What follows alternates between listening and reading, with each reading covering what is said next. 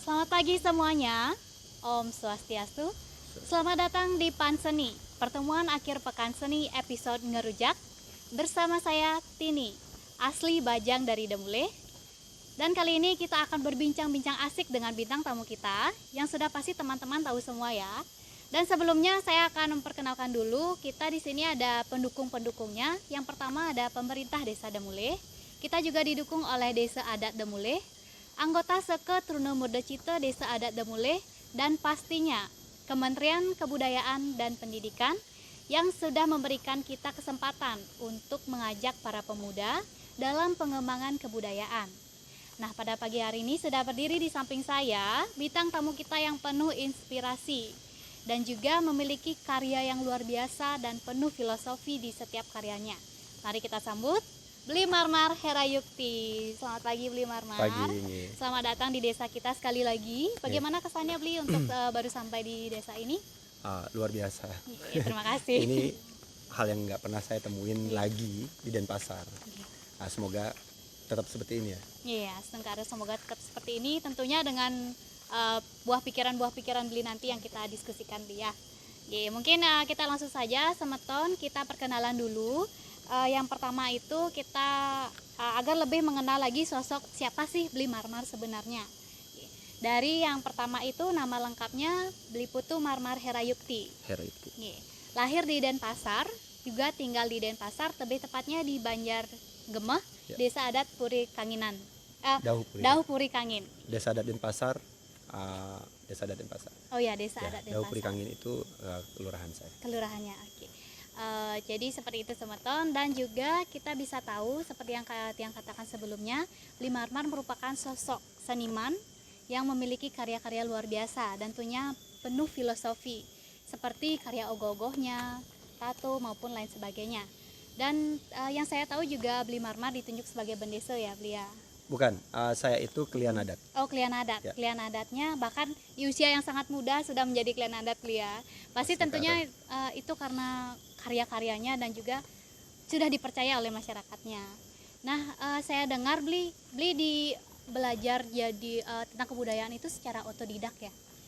Iya, tentang kebudayaan semestinya tidak ada pelajaran secara kurikulum yang khusus ya. Kebudayaan itu adalah ketika kita memandang apa yang ada menjadi kearifan lokal kita, itu kita pandang sebagai sebuah guru, sebagai seorang guru gitu. Yeah. Nah, guru inilah yang mengajarkan kita banyak hal. Nah, ketika kita melihat bahwa kebudayaan atau kearifan lokal ini adalah guru, kita akan secara tidak langsung akan mengakses ilmu dari sang guru itu. Yeah, nah, karena kalau kata-kata otodidak itu berarti ada kurikulum khusus. Di sini tidak ada kurikulum khususnya tentang kebudayaan. Yeah. Jadi tentang apa itu budaya sebenarnya, kita ngomongin tentang hasil buah karya dari leluhur kita yang luar biasa. Ketika kita memandangnya sebagai hal yang luar biasa juga, kita akan belajar banyak dari situ. Ya, betul sekali. Budaya itu adalah sebuah guru. Saya setuju sekali sih Bli, karena kita sebenarnya bukan kita yang meng-create budaya yang itu, karena itu lebih ke memang sudah ada buah pikirannya Bli ya. Betul. Yang patut kita pelajari. Nah, dari hal yang Bli sebutkan tadi, sepertinya kalau saya lihat orang lain tuh agak sangat sulit untuk mempertahankan pemikiran seperti itu. Nah, Bli Marmar sendiri sampai saat ini saya lihat konsisten memiliki pemikiran seperti itu. Makanya karya-karyanya sangat berfilosofi semua. Nah, bagaimana cara menjaga kekonsistenan Bli itu? Saya orangnya sangat simpel ya dalam memandang sesuatu ya.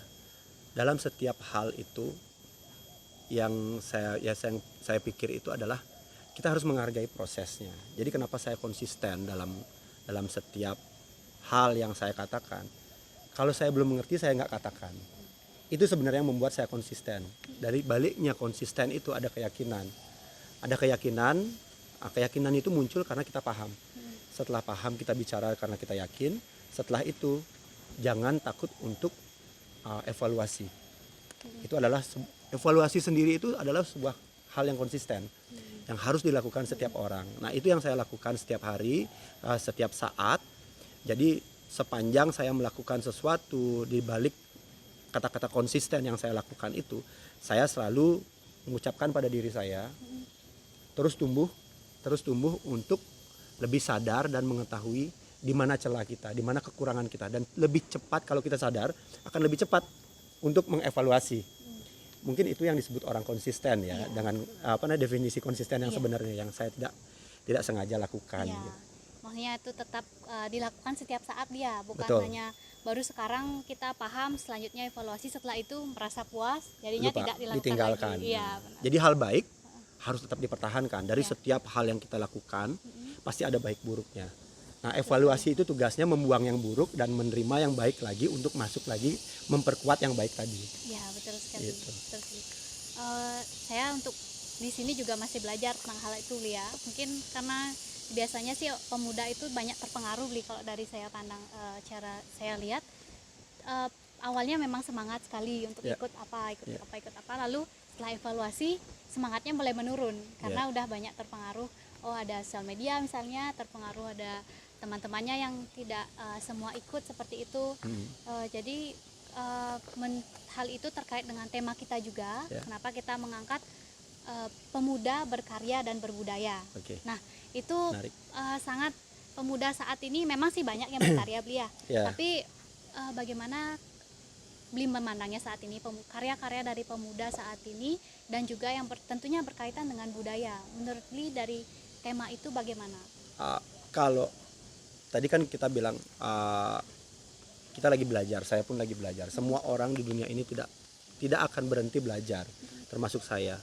Jadi untuk pemuda termasuk saya, kita akan tidak lepas dari pengaruh, tidak akan lepas. Gampang terpengaruh itu adalah hal yang baik sebenarnya, asal sadar pengaruhnya. Pengaruh apa yang kita terima gitu. Jadi kalau pengaruh buruk segera dibuang. Gampang terpengaruh, memang gampang. Jadi itu menandakan kalau kita gampang terpengaruh berarti kita itu cukup fleksibel. Tapi apakah pengaruh itu berdampak kuat pada diri kita? Itu namanya jati diri. Jadi ketika kita dipengaruhi oleh banyak hal dan kita memunculkan mengolah pengaruh itu menjadi suatu hal yang akhirnya menjadi jati diri, itu yang penting, bukan menolak pengaruh. Pengaruh itu tidak akan berhenti karena pelajaran atau ilmu pengetahuan sekalipun itu pengaruh. Gitu. Jadi di balik karya-karya yang berkaitan dengan budaya, hasil karya itu, ketika kita ngomongin karya dan kebudayaan, itu sebenarnya dua hal yang hampir mirip, tapi jika didefinisikan secara dalam itu sangat berbeda. Kalau kita ngomongin tentang karya, artinya hasil dari pekerjaan atau bekerja juga hasilnya. Ketika kita bergerak, berdaya cipta, itu bisa disebut dengan karya. Tapi ketika ngomongin budaya, itu lebih tinggi lagi tingkatannya sekedar karya. Ketika di sana ada kata daya, berarti daya cipta itu juga masuk, yang adalah karya itu dalam situ. Tapi kata budi di depannya itu lebih tinggi tingkatannya karena dalam menciptakan sesuatu, dalam daya cipta kita itu kita mengolahnya dengan keluhuran atau kejujuran atau tanggung jawab yang tinggi, atau yang kita pikirkan adalah dampak yang baik bagi banyak orang atau meluas. Gitu. Jadi budaya dan budidaya, asal katanya jadi dua kata itu tinggi sekali. Kalau ingin berbudaya, kita tentunya berawal dari mengerti daya dulu. Setelah itu menaik tingkat yang berbudi, menciptakan sesuatu dengan budi. Kalau sekarang anak muda baru menciptakan sesuatu dengan menciptakan saja, tidak apa-apa. Tapi ingat, tumbuhkan budinya agar menjadi sebuah budaya. Iya, benar sekali. Itu seperti karya-karya Belia, seperti ada filosofinya begitu, Belia. Semestinya Misalnya, begitu. Ya. Dan itu budidaya yang saya tangkap itu bukan hanya karya budaya itu, tapi juga bagaimana sih kita membuahkan budidaya pikiran kita misalnya itu agar berdampak baik juga ke depannya, Belia. Bertahan lama seperti itu maksudnya. Bertahan lama ketika budaya itu bertahan lama. Karena mau tidak mau yang meneruskan kebudayaan itu menerima manfaatnya. Menerima manfaatnya. Kenapa mereka menerima manfaatnya? Karena budaya ini sendiri diciptakan tidak dengan sangat mudah seperti karya yang lain. Contoh membangun sebuah rumah bisa aja membangun rumah dengan bahan apa aja, yang memungut atau segala, menebang pohon yang seharusnya belum siap untuk menjadi kayu yang kuat dan lain sebagainya, bisa aja. Nah, ketika budaya ini adalah dasar untuk menciptakan sebuah rumah, dia harus menunggu kayu itu sampai kuat, dia harus menunggu kayu itu regenerasinya sudah siap, akhirnya ditebang kayu itu. Sebelum ditebang dia melalui proses bahwa saya ingin meminta bantuanmu, karena dia makhluk hidup, saya minta bantuanmu untuk membantu saya menyambung hidup saya. Itu disebut nilai keluar yang budi itu di situ di dalamnya. Ketika dia meminta sesuatu harus dengan cara memohon. Itu salah satu dasarnya budi. Kita meminta sesuatu dengan memohon, setelah diberikan itu harus manfaatnya harus kita gunakan dengan baik. Bukan meminta sesuatu hari itu dibuang. Jadi bisa dikatakan dalam proses budaya ini, selain menghargai sebuah proses daya cipta, juga menghargai dasar-dasar dari sebelum daya cipta itu atau proses itu dimulai. Tinggi banget sebenarnya. Mungkin kalau di anak muda kita nggak usah terlalu jauh bicaranya. Hanya budidaya itu kita harus berpikir hal yang baik, itu aja dulu. Konteksnya adalah kebaikan. Ya, karya kita untuk kebaikan. Betul. Ya, betul sekali. Lalu untuk karya-karya Bli sendiri, misalnya untuk dari selain ogoh-ogoh itu apa saja yang dituangkan, karya-karya yang memiliki filosofi, mungkin saya diceritakan salah satu karya. Ya, kalau ogoh-ogoh mungkin teman-teman sudah bisa lihat di Instagram saya dan beberapa postingan-postingan teman juga, mungkin, atau yang langsung bisa melihat karya saya yang berupa ogoh-ogoh, itu mungkin sudah biasa. Tapi jarang orang berpikir bahwa kalau kita bisa berkarya itu bukan cuma dalam segi bentuk, tapi dalam narasi pun kita bisa berkarya. Contohnya ketika saya membuat sebuah tulisan yang berdampak, itu adalah sebuah karya sebenarnya. Itu adalah buah karya pemikiran saya yang saya tuliskan. Jadi saya berpikir tentang sesuatu, hanya saja saya terjemahkan dalam tulisan. Saya sama juga seperti saya menulis lagu. Kebetulan saya ada dalam satu band. Menulis lagu, menciptakan harmoni dalam musik itu pun adalah berdasar dari apa yang saya pelajari sehingga menjadi sebuah karya. Tulisan, mungkin kalau teman-teman ada yang tahu saya adalah seorang tattoo artis, itu juga iya. Dan banyak hal, termasuk kelakuan tingkah pola kita dalam kehidupan ini adalah karya. Betul sekali. Itu adalah karya sebenarnya, karena dalam karya kita itu ada hasilnya kan, hasil dan dampaknya. Dampaknya itu bisa kita lihat dan akan kita terima sendiri. Dari situ kita bisa evaluasi, memperbaiki terus-menerus. Nah, itu yang konsisten lagi lihat di sana. Itu di situ balik lagi konsisten lagi. Benar sekali. Jadi karya itu yang bisa membuat kita dikenal juga, ya. Misalnya, oh dia seperti apa orangnya, seperti itu karakternya dikenal. Betul. Karena apa namanya? Kita melakukan dengan sungguh-sungguh yang disebut swadharma itu. Kita melakukan dengan sungguh-sungguh sehingga orang yang ngadanin, Depang anak yang ngadanin itu orang yang menamakan. Saya tidak pernah menamakan diri saya seorang Undagi Ogoh-ogoh. Akhirnya orang memberikan nama itu. Oke, saya menamakan diri saya Undagi Ogoh-ogoh atas dasar dinamakan oleh orang. Oke, saya seorang tattoo artis atau seniman tattoo karena orang menamakan saya sebagai seorang seniman tattoo. Jadi begitu. Semua nama itu bukan saya yang menciptakan. Semua nama itu adalah pemberian orang. Termasuk nama saya, Putu Marmar, itu adalah pemberian ayah saya. Iya, benar sekali. Betul. Itu Depang anak yang ngadanin ya. Betul. Sekali itu. Balik lagi dia untuk gininya.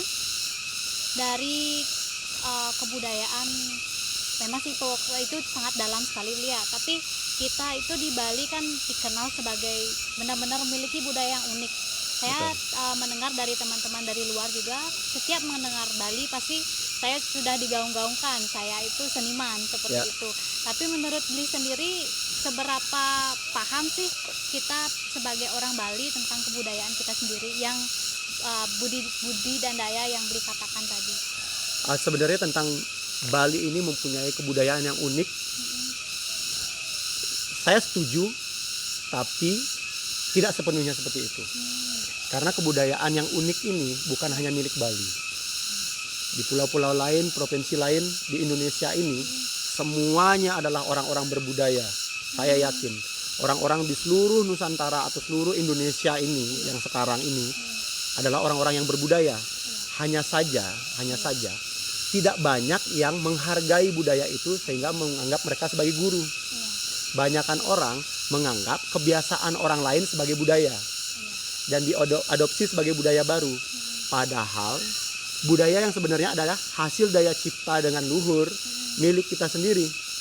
Di tempat-tempat lain saya tidak bilang itu hilang, karena saya masih melihat banyak tempat seperti di Jawa Timur, Jawa Barat, di bagian Nusa Tenggara Timur, itu mereka masih punya budaya yang mirip seperti kita. Hanya saja mungkin kita lebih dikenal sama orang lain. Nah, kalau kita seberapa paham dengan budaya kita, itu saya nggak mau menilai itu secara global. Jadi saya hanya berpikir bahwa seberapa banyak saya memahami budaya kita, terutama di Bali. Saya pikir kita masih jauh di angka yang mengerti. Kita masih jauh banget di bawah. Makanya kita perlu proses belajar yang terus-menerus. Begitupun teman-teman yang ada di Nusantara ini, yang lainnya. Nah, kita benar-benar tidak akan cukup untuk mempelajari ini semua. Waktu kita hidup di sini pun tidak akan cukup. Karena terlalu banyak budaya kita yang sangat hebat ini harus kita pelajari. Jadi kalau dibilang seberapa paham sih anak muda, saya rasa tidak banyak paham. Makanya kalau tidak belajar, sudah tidak paham, tidak belajar, itu berat banget. Pelajarannya ada di sini tapi tidak dipelajarin, itu sesat sekali. Apalagi orang belum tentu itu adalah kebudayaan mereka, adalah budi dan daya mereka. Kita anggap kebiasaan mereka sebagai budaya dan kita pelajari, kita adopsi begitu saja. Itu lebih sesat lagi, berat banget. Jadi kalau saya pikir yang kita harus lakukan, kita belajar aja terus-menerus tentang kebudayaan asli Nusantara, atau kalau kita di Bali, asli Bali di sini. Iya, benar sekali Bli. Karena banyak sekali saya sendiri sih jujur saja belum terlalu memahami, karena kadang ditanya oleh teman saya dari luar, saya belum bisa menjawab sepenuhnya seperti itu. Jadi untuk belajar sumbernya pun saya bingung nih Bli. Kalau Bli gimana sih caranya mempelajari itu? Maksudnya dari apakah cara Bli dari membaca atau mendengar cerita, bagaimana? Ada banyak sekali. Dari melihat bisa, dari mendengar bisa, dari membaca juga bisa, dan juga dari melakoni. Yang paling hebat itu ketika kita dapat teorinya dari banyak hal, dari melihat, dari mendengar, habis itu dari membaca, akhirnya kita melakoni. Itu semuanya adalah sumber-sumber yang kita adalah sumber ilmu yang kita dapatkan. Itu yang saya lakukan. Ketika kita melihat sesuatu, kita cerna. Ketika kita mendengar sesuatu, kita cerna. Kita membaca sesuatu, kita cerna. Kita cari relevannya bagaimana. Ketika ada satu kegiatan yang kita terjun langsung di sana, kalau kita nggak coba, kita nggak akan tahu. Terjun di sana, sejauh apa relevannya hal ini, kalau belum dapat 100%, jangan dianggap sisanya itu tidak mungkin. Jalanin dulu sampai benar-benar dapat, nanti terakhir banget baru kita bisa menentukan. Oh, apa yang kita dengar, apa yang kita lihat dan kita baca itu adalah yang kita lakukan sekarang. Ada beberapa hal yang sekiranya itu adalah hanya tambahan, bukan prinsip. Ada hal-hal yang bahkan hilang, perlu ditambahkan. Ada begitunya. Kalau kita nggak lakukan ini, kita nggak ngerti. Kita tahu mana yang kurangnya Beli ya. Betul. Mungkin salahnya kita juga kurang tahu di sana. Perlu juga pandangan dari orang Beli ya, pendapat-pendapat itu mungkin. Oh, sangat perlu, sangat perlu. Terutama pendapat itu setiap orang berhak berpendapat. Terutama pendapat itu jangan ditolak. Yang kedua, jangan ditelan.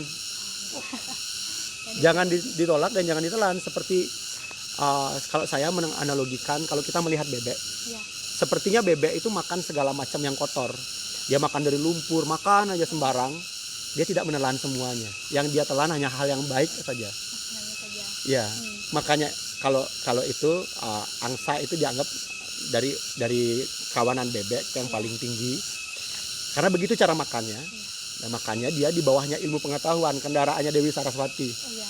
Yang adalah simbol ilmu pengetahuan, dia ada di bawah karena dia dalam mencerna sesuatu itu tidak sembarangan. dia makan kelihatan makan sembarangan, tapi yang ditelan hanya hal-hal yang bermanfaat saja. Iya. Kita harus belajar di situ. Iya, betul sekali. Seperti saran maupun bacaan juga begitu ya. Betul, Iya. banyak sumber. Banyak sumber. Kita apalagi sekarang dunia sekarang yang banyak hampir 70%-nya adalah digital. Iya. Kita bisa mengakses itu secara digital. Tapi kita jangan sampai lupa siapa saja berhak menuliskan sesuatu dan menyimpannya di situ. Ketika itu disimpan di situ, jangan ambil yang buruk. Iya. Ketika mengambil yang kita anggap baik, jangan dipercaya dulu. Iya. Kita cari dulu, Mm-mm. cari tahu dulu. Artinya apa namanya? Kayak menganalisa kembali. Iya, betul sekali. Karena banyak sekali beli pemuda-pemuda, misalnya saya lihat si anak muda beli ya. Ya. Dia saat ini karena media digital itu banyak ya, sosial media sekarang. Jadi Betul. untuk mengekspresikan dirinya sendiri itu bebas di dunia maya. Jadi pendapat itu pun bebas masuk jadinya. Betul. Bulian-bulian seperti itu. Nah, itulah menurut dari saya lihat anak muda itu jarang jadinya mau di dunia nyata. Karena dia di dunia maya sudah seperti banyak pendapat ini. Jadi saat diajak di dunia nyata sendiri itu agak susah mau bersosialisasi. Nah, menurut Beli bagaimana sih caranya kita mengajak pemuda itu agar lebih mau belajar, misalnya seperti Beli itu bagaimana kita memahami budaya kita sendiri? Kalau cara mengajak saya sendiri adalah tidak lepas juga dari dunia digital. Karena saya tahu hampir mungkin kalau dirata-ratakan ya, menurut survei yang ada 80% orang mengakses sosial media. Gitu. Apalagi di Indonesia. Iya. Anak muda kebanyakan. Iya, betul. Nah, ketika dia mengakses itu, saya tidak bisa meninggalkan sosial media ini.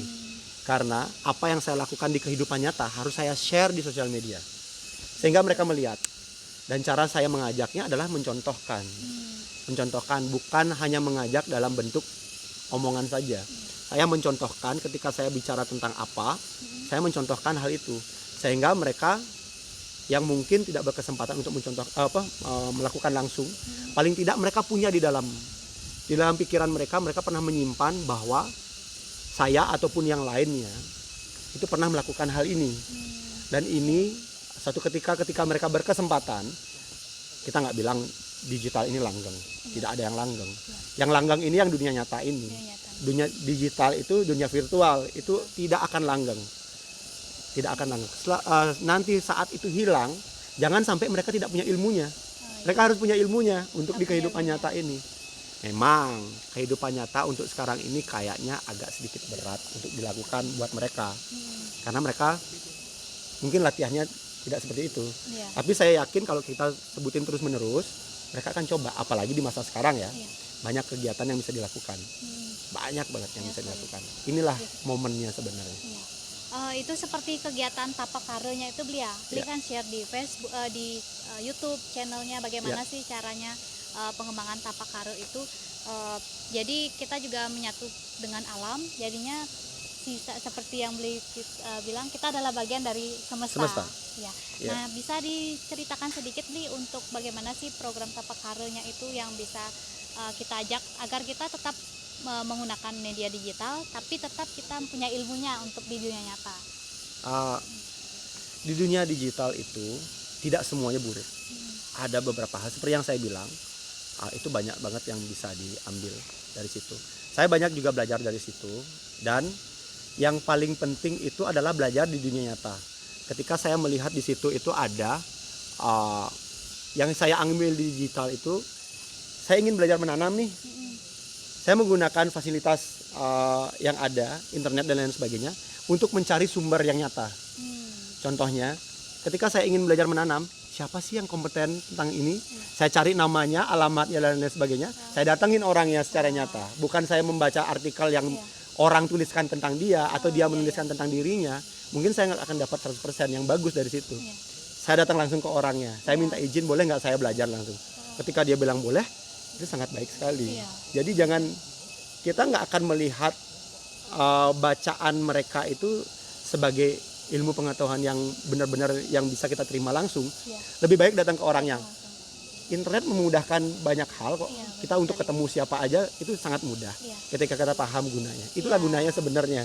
Iya, langsung dieksekusi beli ya. Bener, itu yang saya lakukan sehingga dan caranya saya menyebarkan apa yang saya pelajari pun cara yang sama. Oh iya. Jadi saya belajar sama guru ini yang saya temukan dalam media internet. Saya dapatkan, saya sebar di media sosial dengan akses internet juga. Ketika orang butuh ketemu saya secara langsung, saya akan waktu buat mereka untuk bertemu dan berbincang. Ya, jadi polanya sama ya, beli juga Sama menyediakan polanya. seperti itu. Jadi pola yang nyata itu harus ada. Jangan semuanya digital. Betul. Karena kalau hanya digital saja kadang motivasinya kurang nggak sih beli? Kurang, Ya. ada energi yang terputus ketika Iya. kita bicara seperti ini atau kita bicara lewat live IG yang berjarak, Iya. itu akan beda. Ada energi yang tidak nyambung. Iya. Kita nggak ngomongin energi yang sekarang ini dianggap mistis.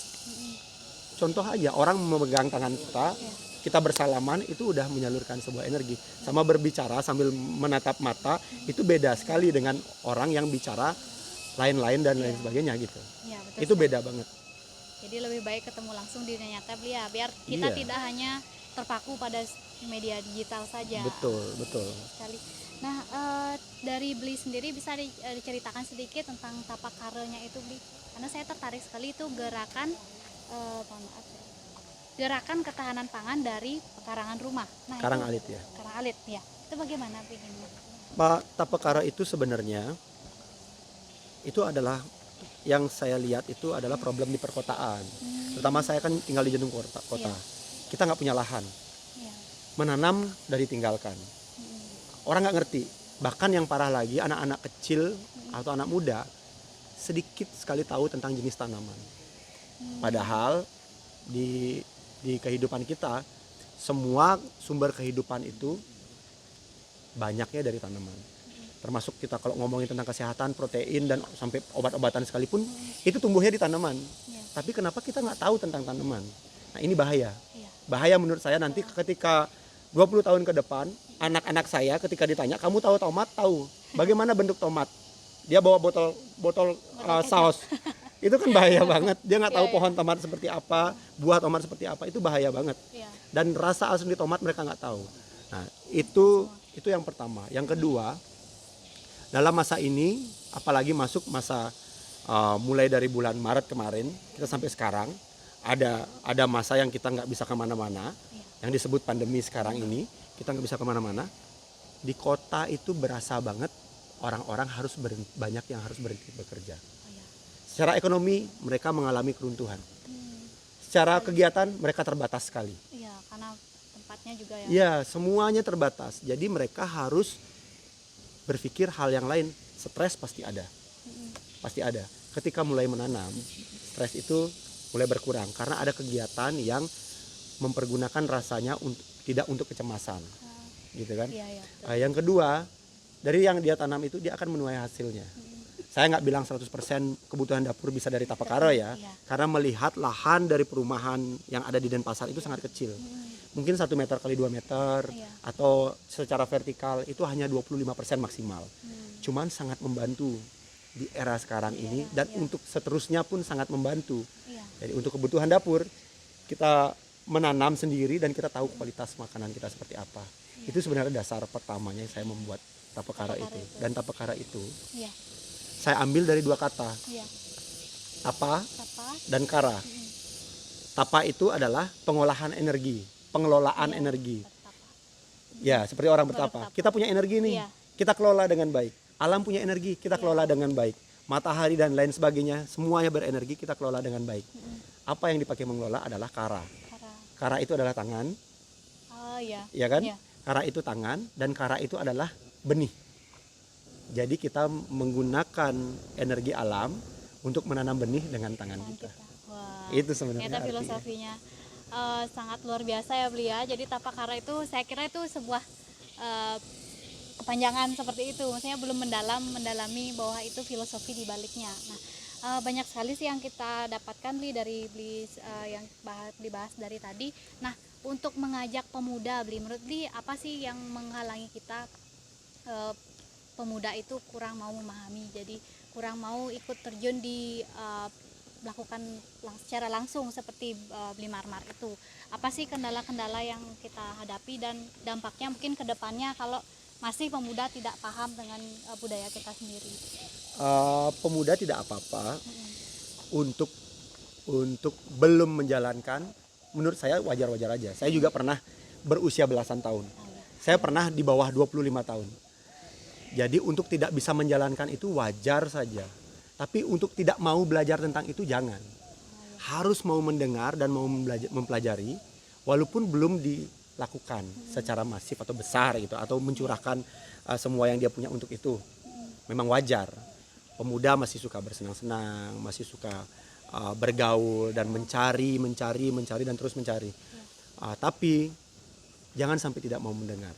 Kalau saya sangat menghargai kepemudaan mereka atau keremajaan mereka. Jangan sampai mereka terlalu tua, karena proses itu ada. Mereka hanya yang harus mereka pelihara adalah mereka harus punya pemikiran tua, tapi badannya harus dijaga tetap muda. Jangan terbalik ya. Berjiwa muda terus-terusan itu salah menurut saya. Bukan salah, keliru menurut saya. Jadi energik itu ada karena fisik yang muda, bukan pikiran yang muda. Tapi menjadi kuat itu adalah pikiran yang tua dengan fisik yang muda. Itu komplit banget kalau kita punya. Jadi ketika anak muda punya fisik yang kuat, bagus kalau dia belajar lebih awal. Semakin awal semakin bagus. Tapi kalau dia belajarnya agak telat sedikit, tidak apa-apa daripada tidak. Ya, sama sekali tidak ya. Ya, tidak apa-apa. Yang penting mereka jangan berhenti berpikir. Jangan dihabiskan untuk main-main yang tidak ada gunanya. Main-main yang berpikir yang ada gunanya. Tetap begitu. Kalau anak muda itu nakal, sama seperti anak-anak, dia nakal nggak apa-apa, jangan kurang ajar. Nakal nggak apa-apa, tapi jangan kriminal. Begitu. Kenakalan itu wajar kok untuk belajar untuk hal yang, karena yang disebut nakal itu ketika ada norma, dia agak melenceng sedikit, itu disebut nakal. Jadi ketika dia kembali lagi balik ke situ sudah hilang nakalnya, tapi dia akan nakal di tempat yang lain lagi. Sampai akhirnya semua kenakalan itu dia mengerti bahwa harus balik lagi ke norma ini yang adalah dimana kebebasan kita itu tidak sebebas-bebasnya. Dalam kebebasan kita ada hak kebebasan orang lain. Itu nanti mereka akan mengerti kok. Pasti asal tidak kriminal aja. Mereka akan mengerti. Ada waktunya beli ya? Ada waktunya. Itu memang jenjang belajarnya. Dan tapi kalau bisa lebih cepat, lebih baik. Seperti belajar di sekolah aja, lebih cepat lulus lebih baik kok. Lebih cepat tamat kuliah lebih baik. Iya, betul sekali. Jadi tidak ada yang tertunda beli ya, sebelum terlambat sih. Memang sih lebih baik terlambat daripada tidak. Tapi kalau benar-benar terlambat kan tidak bagus juga. Ya, soalnya begini. Ketika dia mulai lebih awal, energinya ada, yang saya bilang tadi. Jiwanya tua, energinya muda, itu yang sulit didapat. Ketika anak muda berjiwa tua, bertanggung jawab seperti orang tua dan lain sebagainya, dan dia sangat kuat dalam fisik, itu pemuda yang luar biasa. Itulah yang disebut tonggak perubahan menuju tempat yang baik. Bukan anak muda yang tua berjiwa muda, badannya tua berjiwa muda nggak akan bisa melakukan sesuatu. Selalu berjiwa muda. Iya, energinya harus muda. Gitu. Ya betul sekali. Biar tidak boleh semangatnya muda, energiknya maksudnya ya. Energinya yang tapi muda. Pikirannya harus tua. Ya betul sekali. Setua mungkin. Ancient soul. Benar. Baik Beli Marmar, banyak sekali nih yang kita dapatkan teman-teman dari Beli Marmar tentang budaya, tentang anak muda tentunya. Seperti yang dikatakan barusan, anak muda boleh nakal, tapi ada waktunya, ada batasnya. Asalkan kita balik ke normal lagi ya. Nah, untuk Beli Marmar, kita ada sesi tanya jawab juga nih ya. Sebelum kita disimpulkan nanti, karena sudah waktunya. Yang pertama itu ada Wayan Yuda Pangestu. Yang pertanyaannya itu tentang pemuda, terutama di Bali. Nah, mulai beradaptasi dengan kondisi pandemi seperti sekarang. Namun tidak bisa dipungkiri kalau adaptasi tersebut tidak selalu positif. Nah, inovasi simpel apa sih di tengah pandemi yang mungkin telah Beli Marmar temukan, dan apa harapan Beli untuk pemuda Bali setelah pandemi? Pemuda di Bali ya, saya nggak bicara terlalu banyak. sepanjang yang saya lihat, kemarin-kemarin terlalu mudah hidupnya. Kita terlalu gampang. Pengen apa difasilitasi dengan baik oleh orang tuanya. Sekarang orang tuanya ketika mereka tidak mampu untuk membiayai memfasilitasi mereka, memberikan kenyamanan pada mereka, mau tidak mau harus melakukan sesuatu untuk memenuhi kenyamanan mereka. Mereka harus bekerja, mereka harus berpikir, mereka harus berkegiatan. Kalau tidak ada fasilitas itu, mereka membangun fasilitasnya sendiri. Pingin liburan, mereka merubah cara liburan mereka. Pingin bermain, cara bermainnya berubah. Pingin bergaul, cara bergaulnya berubah. Berpikirnya berubah, semuanya berubah. Tadi dibilang tidak semuanya ke arah yang positif. Memang benar. Dualisme itu pasti ada, ruo binedo itu pasti ada. Tapi saya lihat di era pandemi ini harusnya ke arah positif lebih banyak. Sebuah keharusan ya. Karena energi positif kalau kita lepas dari membaca media yang ada, lepas dari kecemasan-kecemasan itu, energi positifnya lebih banyak daripada negatifnya. Mestinya kalau dari pengaruh tadi dibilang kan semuanya gampang terpengaruh, memang harus terpengaruh. Dan sekarang harusnya terpengaruhnya sama energi yang positif itu. Gitu. Yang saya lakukan adalah dalam masa ini saya ingin membangun narasi bahwa saya hanya menerima hal-hal baik saja. Membangun narasi dengan berkegiatan, dengan menulis, dengan kalau di sosial media mereka masih mengakses itu dengan baik, saya posting hal-hal yang baik. Kalau di kehidupan nyata saya bicara tentang hal-hal yang baik, hal-hal yang membangun. Kemarin kan sudah habis waktunya untuk hal-hal yang kurang penting. Sekarang yang penting-penting aja. Belum tentu ini tahun depan tidak kembali normal. Siapa tahu bulan depan udah kembali normal, atau 2 bulan lagi atau 3 bulan lain, atau bahkan masih lama banget. Iya, betul sekali. Kita belum tahu belia kapan gitu. Ini waktu singkat ataupun panjang, manfaatinlah buat yang positif. Kalau saya memang lebih senang diundang atau diajak ngobrol santai seperti ini untuk berbicara hal-hal yang penting. Walaupun dalam konteks yang santai ya, dalam situasi yang santai, tapi penting. Jadi tidak harus saya yang bicara.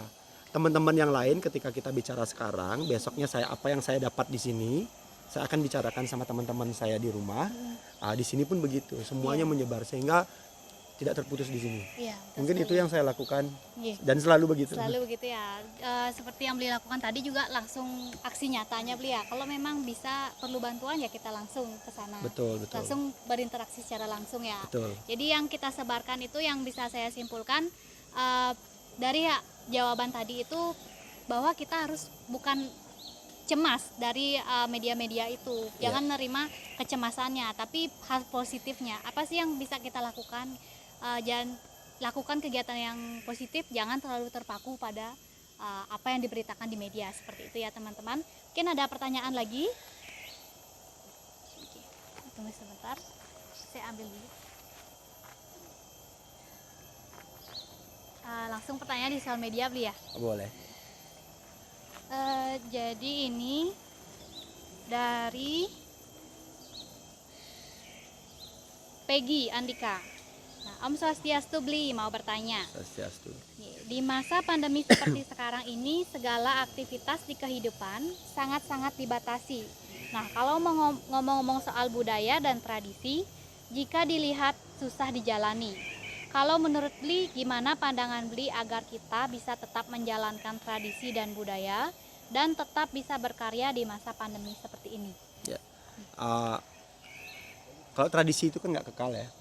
Tradisi itu nggak kekal. Jadi yang kita mau jalanin adalah tradisi berbudaya. Bukan tradisi saja, tapi tradisi dalam menjalankan budaya. Gitu. Jadi bukan tradisi yang lain. Nah, memang dibatasi, tapi bukan berarti itu tidak bisa dilakukan. Saya di Banjar sendiri, saya melakukan kok banyak hal. Melakukan banyak hal. Yatnya kita masih berjalan dengan baik, walaupun dibatasi secara jumlah, dan ada aturan-aturan yang lain yang mengikuti protokol yang ada sekarang, tapi bukan berarti itu di-cut dan habis. Masih sangat bisa dilakukan. Kalau saya pikir, mungkin apa yang dirasa hilang itu adalah hanya tradisi saja. Hanya tradisi yang tidak berbasis budaya. Tradisi seperti kita bisa nongkrong seenaknya sampai jam berapa, di tempat apa, dengan situasi yang bagaimana, itu kehendak kita sendiri. Sekarang dibatasi. Iya.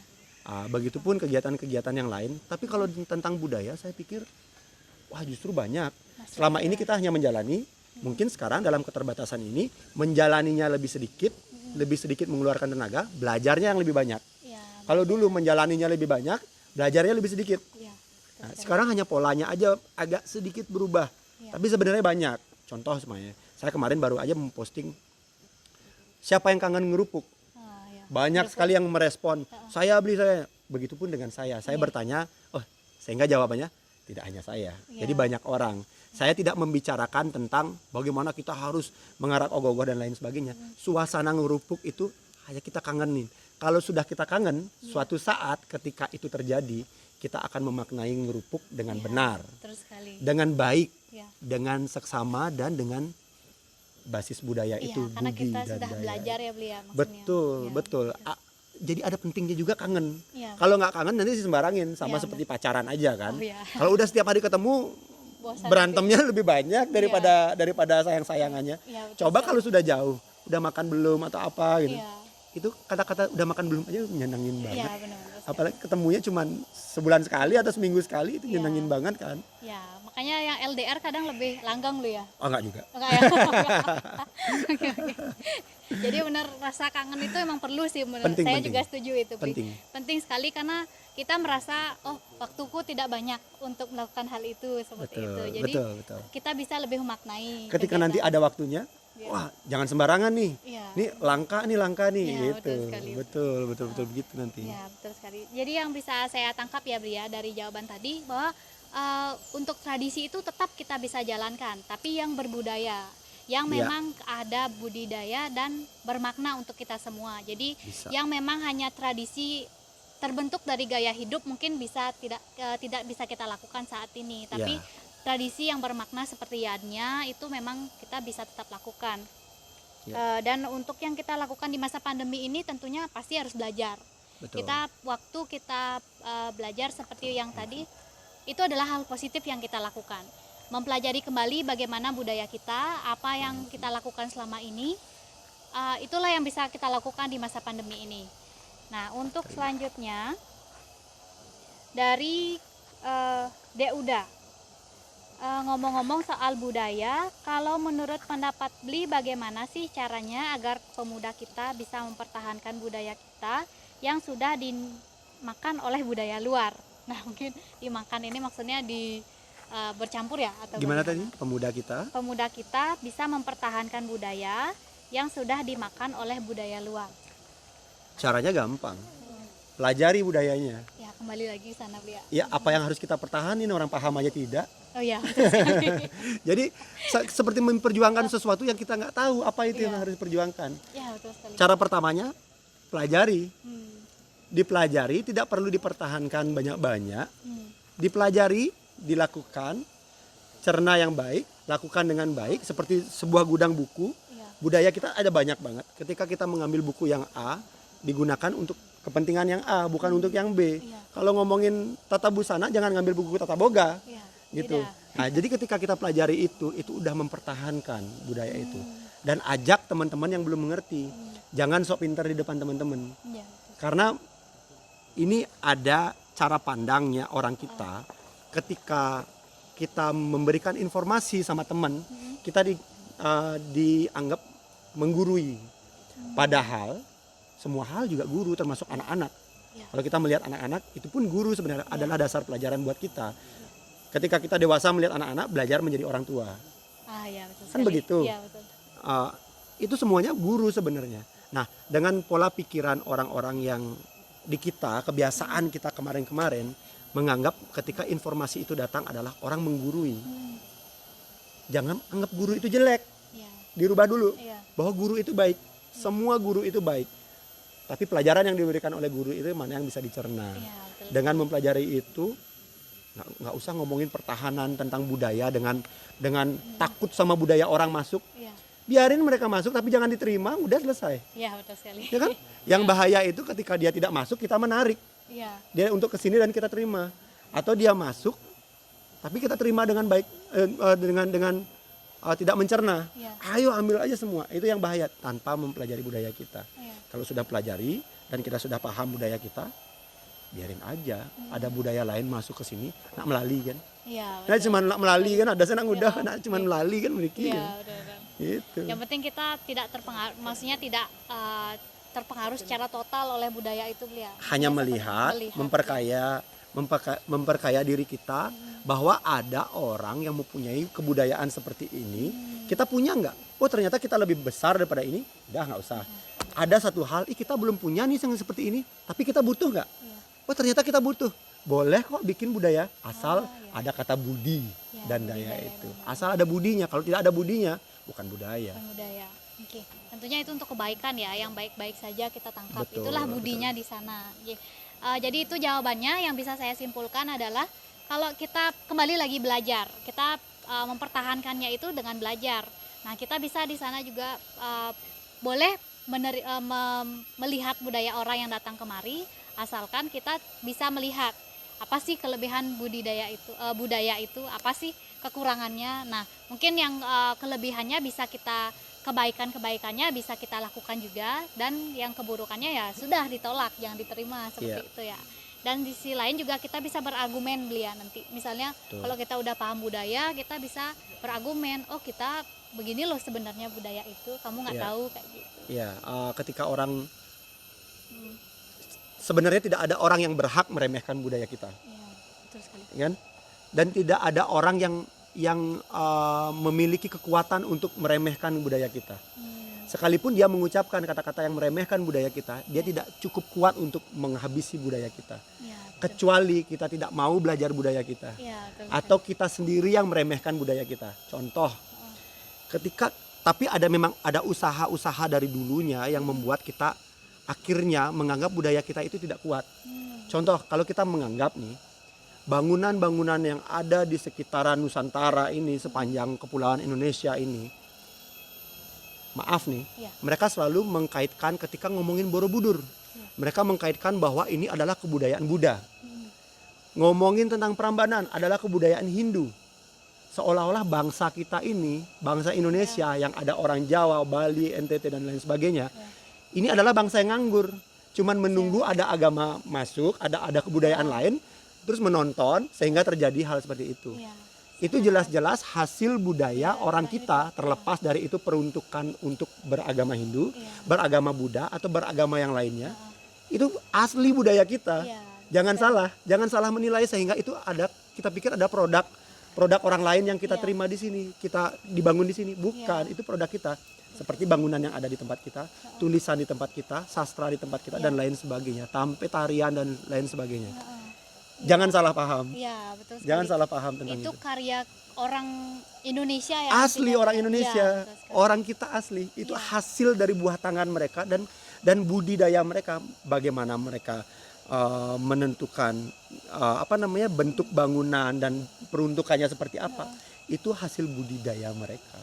Leluhur kita, luhur yang ada budinya. Budi yang luhur, budaya. Betul. Itu Blia. Iya. Betul sekali. Jadi itu ya teman-teman, itu mungkin image yang diberikan kepada orang, tapi ingat itu adalah karya orang Indonesia, itu karya leluhur kita, bukan produk dari luar yang dibawa ke sini, karena itu benar-benar penuh perjuangan untuk membuat itu yang ditinggalkan sampai saat ini ya. Kita juga itulah yang harus kita pelajari saat ini, dan dari pemikiran-pemikiran hasil diskusi kita tadi dengan Bli Marmar, banyak sekali out of the box pikirannya Bli Marmar. Saya suka sekali mendengar diskusinya hari ini. Benar-benar banyak ilmu yang saya dapatkan, cara pandang saya, dan saya yakin juga teman-teman yang menonton juga mendapatkan cara pandang yang berbeda. Jadi bukan hanya terpaku mendapatkan ilmu, ya udah itu yang kita terima, apa pelajaran-pelajaran yang kita dapatkan di sekolah itu saja. Nah, ada pertanyaan satu lagi. Mau tunggu sebentar. Ini dari Abi Prananda. Nah, ini juga salah satu sekretruno di sini ya, Bli ya. Nah, izin bertanya, Bli. Banyak anak muda malu memulai berkarya di Banjar, padahal dia mampu dalam bidang hal itu. Nah, bagaimana pendapat Bli untuk memotivasinya? uh, itu manusiawi sekali. Budaya malu itu memang punya kita. Karena kalau orang tidak tahu malu itu bahaya. Ya, benar kali. Budaya malu itu emang punya kita. Kita adalah orang-orang yang malu-malu, memang, dan ramah, memang, tapi tidak lemah. Ya, Malu, ramah, tapi bukan orang yang lemah. Kita ada waktunya menyimpan jauh-jauh malu kita untuk menunjukkan apa yang kita punya. Tapi jangan biarkan orang yang berpotensi itu malu terus-terusan sehingga tidak punya kesempatan berkarya. Itu perlu dukungan dari lingkungan juga. Karena satu lagi, balik lagi, pengaruh itu penting. Kita yang harus mempengaruhi orang potensial ini untuk bangkit, sehingga dia bisa memotivasi yang lain. Kita yang mendorong mereka, kamu bagus, kamu baik, ayo maju. Itu yang dilakukan, bukan dia yang harus maju sendiri. Orang-orang sekitarnya harus mendukung dia. Potensi dia harus dibaca sama teman-temannya di lingkungan itu, bahwa itu yang kita butuhkan, dorong dia maju. Karena memang begitu, kita ini emang bangsa yang unik. Kecerdasan bangsa kita itu tinggi sekali, sampai kita tahu malu. Karena malu itu manusiawi sekali, dan kita tahu itu sebagai dasarnya. Sehingga ketika kita malu, kita juga malu tampil jelek. Ketika diberikan kesempatan, orang yang malu-malu itu adalah orang yang bagus. Ketika dia didorong oleh teman-temannya, ayo kamu maju, dia tampil, dia malu jelek, dia akan belajar sebelum tampil. Saya tampil, tapi jangan diejek. Kenapa diejek? Orang kamu saya yang dorong kok. Itu dukungan yang membuat dia kuat. Setelah dia tampil, karena didorong oleh teman-temannya, dia pasti berpikir, saya nggak mau malu, saya nggak mau tampil sekedar-sekedar, saya tampil harus bagus. Bukan bagus dalam artian disandingkan dengan orang lain, tapi bagus dari dirinya sendiri. Yang terbaik yang dia punya akan ditampilkan di situ. Jadi nggak apa-apa malu. Saya juga malu-malu kok. Tapi saya didorong oleh teman-teman saya menjadi bisa tampil. Lingkungan yang berpengaruh beliau harus didukung. Betul sekali. Oh ya, baik Li, dari yang begitu teman-teman yang bisa kita dapatkan dari Bri Marmar tadi, malu itu boleh, itu manusiawi, jadi tidak apa-apa kalau kalian malu. Saya juga malu berdiri di sini bersanding dengan seseorang yang sangat luar biasa. Tapi teman-teman tetap kalian katakan kalau kalian memiliki sebuah karya. Kami di sini sebagai Seketruno ya beliau akan mendukung apapun yang teman-teman berikan, karena seperti yang dikatakan Bli Marmar tadi, pengaruh lingkungan itu sangat penting untuk kita berkarya. Teman-teman kalau malu tidak apa-apa, mungkin katakan kepada 1 atau 2 orang, jadi agar karya kalian dan teman-teman yang lain juga, kalau ada yang teman-teman yang berpotensi, jangan diejek atau diketawai. Kalau memang karyanya bagus, kita katakan saja bagus karyanya. Kalau memang kurang, jangan di depan umum. Jadi itu dari saya sih ya, sedikit. Jangan di depan umum dikatakan, oh karyamu kurang ini. Tapi mungkin secara pribadi pendekatannya agar teman-teman kita yang berpotensi itu tidak malu untuk tampil di depan umum, seperti itu. Nah, untuk teman-teman yang bertanya dari Peggy Andika, Abi Prandana dari Deuda, dan juga tadi ada dari Yuda Pangestu. Terima kasih atas pertanyaannya. Mungkin kita hanya menampung 2 pertanyaan saja. Nah, sebelum kita akhiri, mungkin Bli ada saya simpulkan dulu untuk hasil kita diskusi hari ini.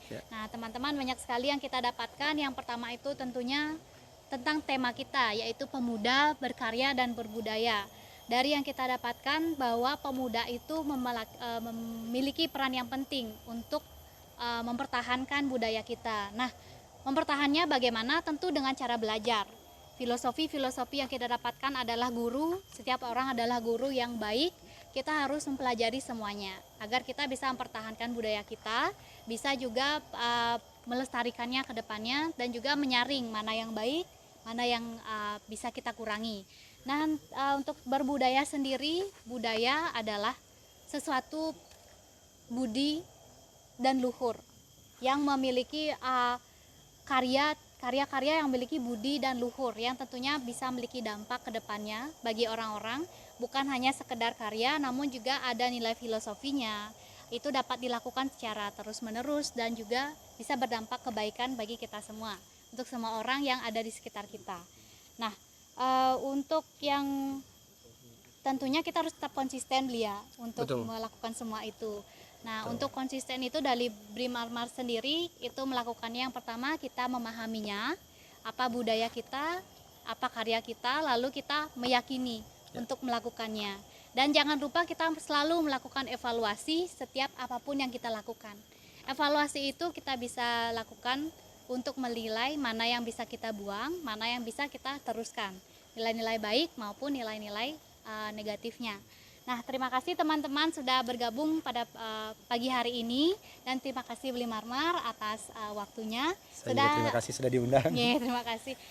Kami sangat senang sekali, teman-teman tentunya sangat senang bisa mendengar buah pemikiran dari Beli Marmar, sosok generasi muda kita bisa katakan yang sangat inspiratif sekali dan langsung dieksekusi apapun ide-idenya.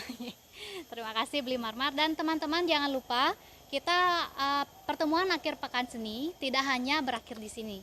Nah, episode selanjutnya bisa dinantikan di Instagram official kami di st_murde_cite, st_murde_cita.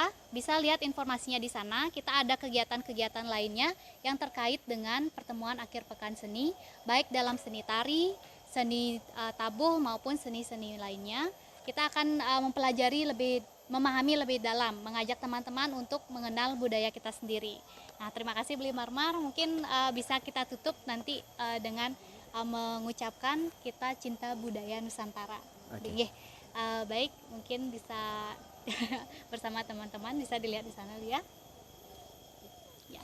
Cinta budaya Nusantara. Kita cinta? Ya, kita langsung aja cinta ya. budaya Nusantara. Oke. Mungkin bisa lihat. Cinta budaya Nusantara.